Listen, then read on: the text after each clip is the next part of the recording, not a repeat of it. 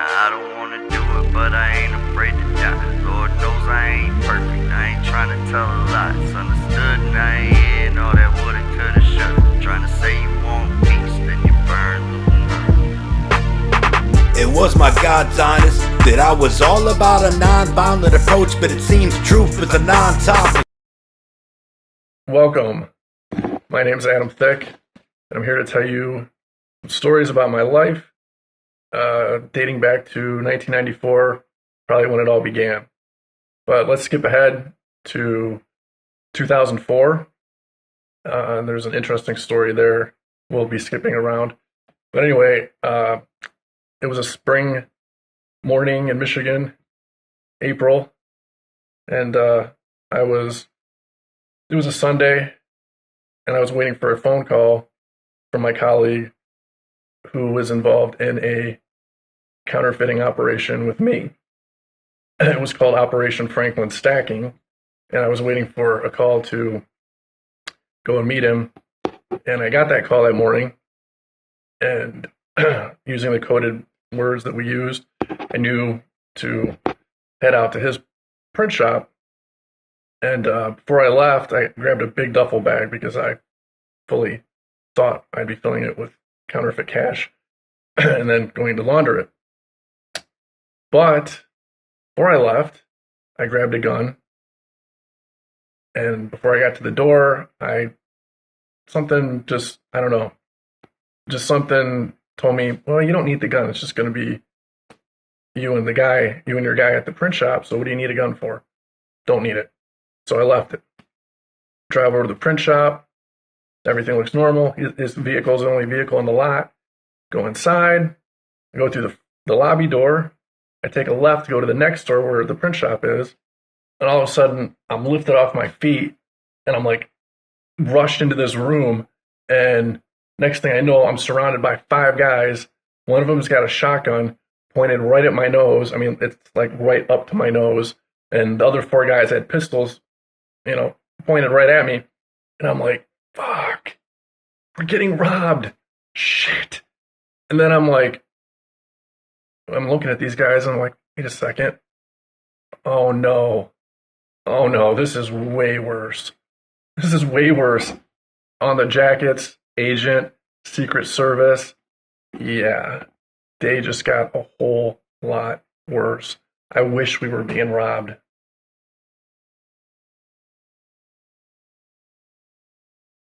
I just got to the print shop. I just, got in the door, was surrounded by a bunch of guys, 5 agents. When I thought we were being robbed, we weren't being robbed.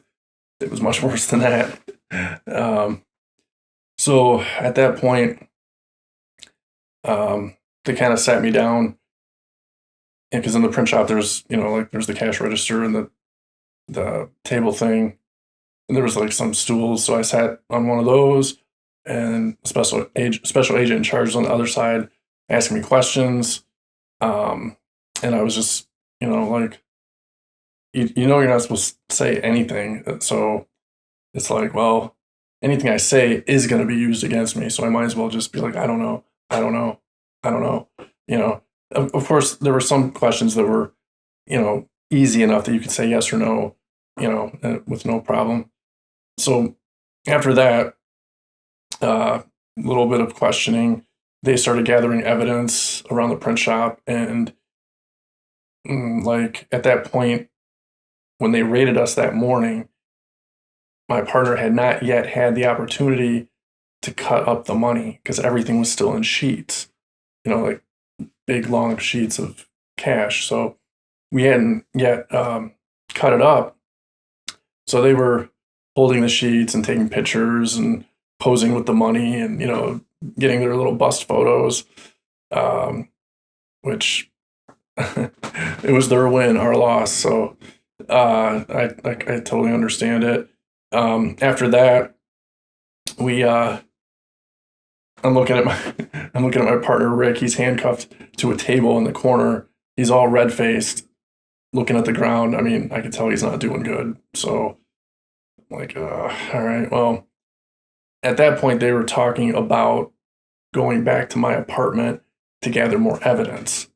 And I was really freaking out about that internally because I had a lot of stuff in my apartment that could get me in a lot of trouble, and it was stuff that wasn't necessarily related to this counterfeiting operation, but other things, So I didn't want them going back to my apartment, and they talked it over, and then the special agent in charge said that he thought that they had more than enough evidence here that we didn't have to go back to my apartment. So I was thrilled to hear that. I was really happy because I was sweating bullets over that, and I basically dodged a bullet on that one. But speaking of dodging bullets, when I mentioned earlier in the video about me deciding not to bring a gun to this situation, I really did figuratively dodge one, because had I brought that gun to there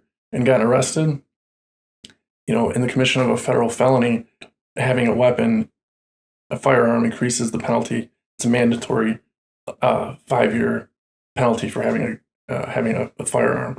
So the fact that something told me not to bring it, God blessed me and let me out on that one. So that was a great blessing. Didn't have the gun, didn't have to worry about that. At that point, they took us across the street to the jail, because it's a small town, and the police department was actually right across the street. And I know a lot of people were probably thinking, what? You're doing a counterfeiting operation across the street from the jail?